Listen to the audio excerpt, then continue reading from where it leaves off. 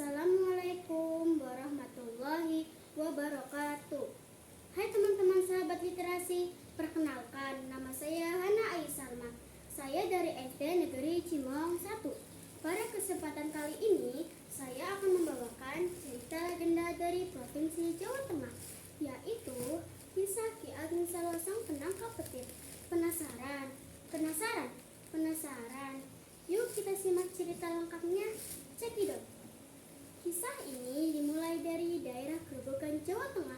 Di sana terdapat makam Ki Ageng Saloka. Ia terkenal dengan kisah legendanya menangkap petir. Menurut silsilah, Ki Ageng Saloka adalah cicit atau buyut dari Brawijaya terakhir.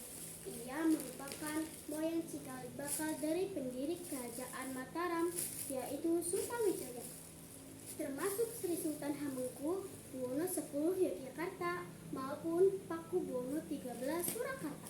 Dalam Babad Tanah Jawi Mainama 1905 atau 1941 diceritakan Satu Prabu Brawijaya terakhir beristri Putri Wandakuni dan berputra Bondan Kejawan atau Lembu Peteng yang diangkat sebagai murid Ki Ageng Tarub. Ia dinikahkan dengan putri Ki Ageng Tarub yang bernama Dewi Nawangsi dari ibu bidadari Dewi Nawangwulan. Dari perkawinan Lembu Peteng dengan Nawangsi lahirlah Ki Getas Pandowo. Makamnya di Puripun Purwodadi. Ki Getas Pandowo berputra 7 dan yang paling sulung Ki Ageng Saloka. Ki Ageng gemar bertapa di hutan luar sambil bertani menggarap sawah. Ia tidak mementingkan harta dunia.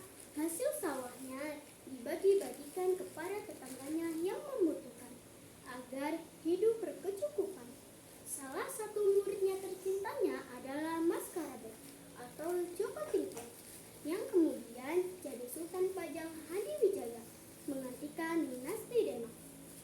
Kisah menangkap petir terjadi pada zaman ketika Sultan Demak Trenggana masih hidup.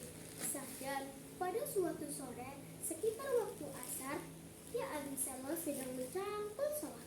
Hari itu sangat mendung, pertanda hari akan hujan.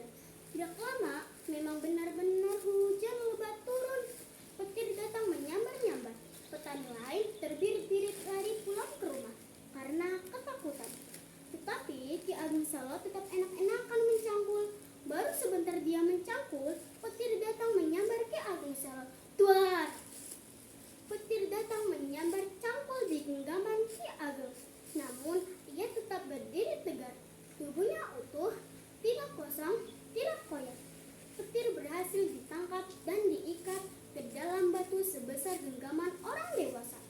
Lalu batu itu diserahkan ke Kanjeng Sunan di Geraja Istana Demak. Kanjeng Sunan Demak makin kagum terhadap kesaktian Ki Ageng Saloka. Beliau pun memberi arahan. Petir hasil tangkapan Ki Ageng Saloka tidak boleh diberi air. Kerajaan Demak heboh. Ribuan orang berpangkat besar dan orang kecil datang berduyun-duyun untuk melihat petir hasil tangkapan Ki Ageng Saloka. Suatu hari datanglah seorang wanita. Ia adalah introder atau penyusup yang menyelinap di balik kerumunan orang-orang yang ingin melihat petirnya Ki Ageng. Wanita penyusup itu membawa batok atau tempat air dari tempurung kelapa, lalu menyiram batu petir itu dengan air. Duar! Gedung istana tempat menyimpan batu petir itu pun hancur, luluh, lantak oleh ledakan petir. Kanjeng Sunan Demak berkata, wanita pembawa batok tersebut adalah petir wanita, pasangan dari petir lelaki yang berhasil ditangkap Ki Ageng Saloka. Dua sejoli itu pun berkumpul kembali menyatu, lalu hilang lenyap. Demikian sekelumit kisah yang dapat saya sampaikan. Semoga menambah wawasan kita tentang kisah-kisah yang ada di Nusantara, terutama di Provinsi Jawa Tengah. Wassalamualaikum warahmatullahi wabarakatuh. Ciao, dadah.